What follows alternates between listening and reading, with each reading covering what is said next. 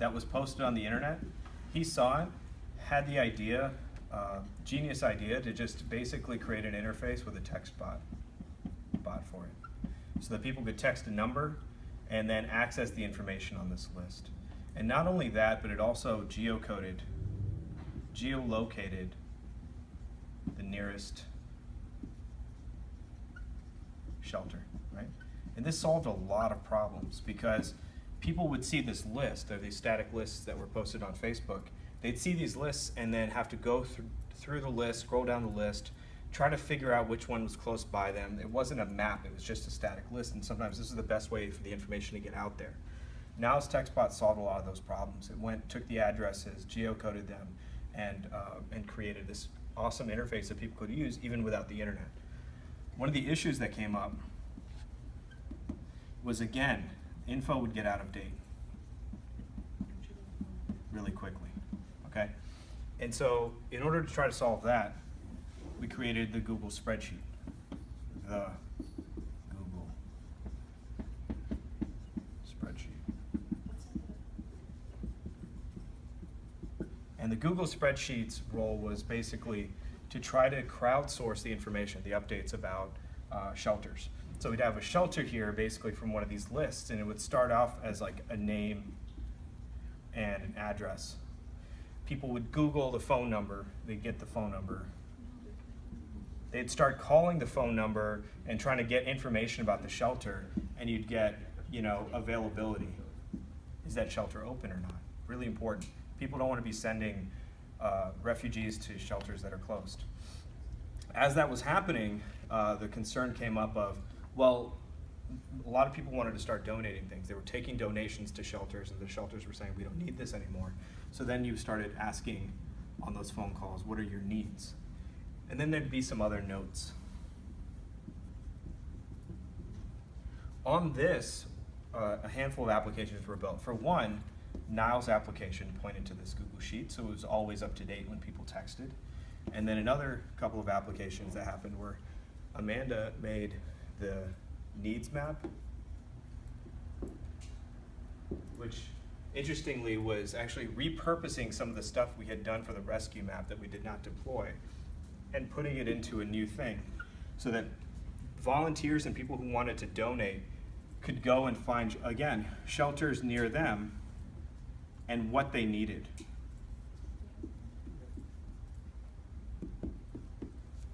And this also was being kept mostly up to date.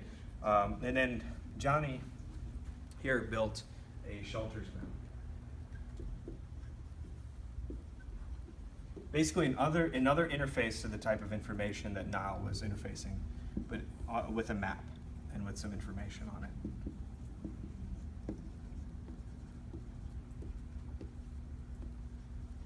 Okay, so these are all applications that were feeding off the spreadsheet. We had a bunch of volunteers, about 100 people at one point yesterday, were calling, physically visiting in person, grabbing info they saw off Facebook, Twitter, and going on here and going all over the spreadsheet and updating it in real time. We hit a limit. Google has a limit of 50 editors. We had 100 people on there trying to edit it, and the whole thing just froze. And for a few hours, we were stuck and we weren't able to update the data. People who were using all of these things were starting to complain and say, hey, I went to this place, it wasn't open, or it didn't have, or the needs were out of date.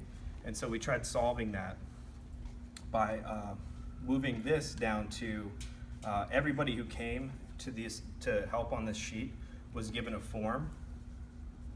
That form fills out a responses table.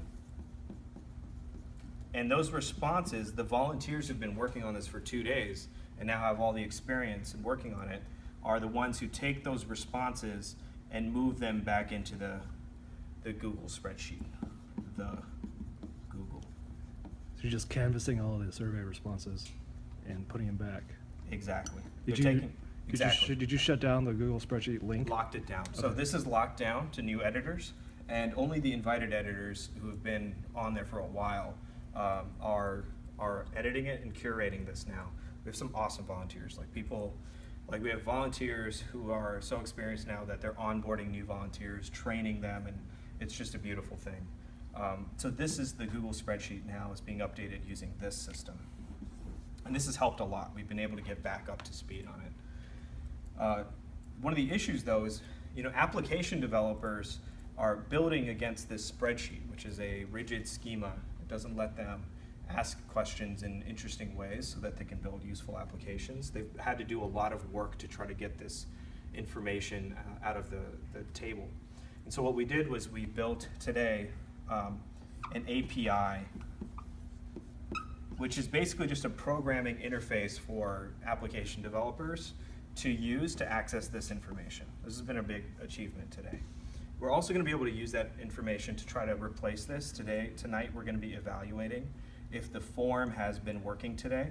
I'm going to be talking to the lead volunteers and seeing if the form has been working well today. If it has, we're not going to replace it, we're going to stay with it. But if it hasn't, if the form has created this barrier where people are trying to enter information and are bouncing off, then we're going to look at replacing it tomorrow. Also using some of the stuff we've built with the API. Okay. So that's kind of the overview.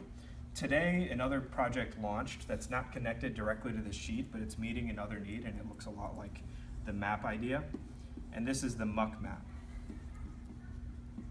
So another need that surfaced is that people want to be able to say, hey, I need help cleaning my house, tearing down pieces, disposing of pieces, things like that. And so a lot of people have been wanting to be able to do the same idea as we had with the rescue thing and say, like, I need muck help. And so we launched this today. It's going to be getting circulated more tomorrow. And we hope that this will be able to work with everything else. But for now, we just wanted to be able to start addressing that acute need.